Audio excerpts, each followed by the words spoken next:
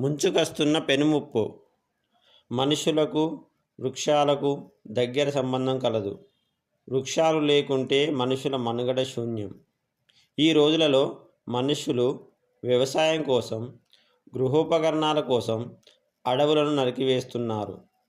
అంతేకాకుండా ప్రభుత్వాలు ప్రభుత్వ కార్యాలయాల కోసం, గవర్నమెంట్ ఆధారిత కంపెనీల కోసం అడవులను ఉపయోగించుకుంటున్నారు.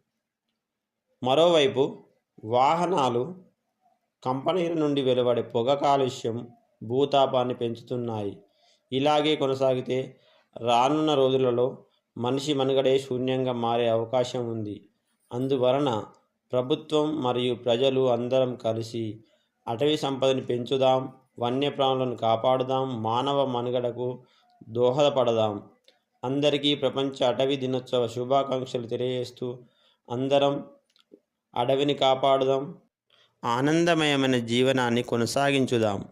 ఈ సమాచారం నచ్చినట్లయితే లైక్ చేయండి, షేర్ చేయండి.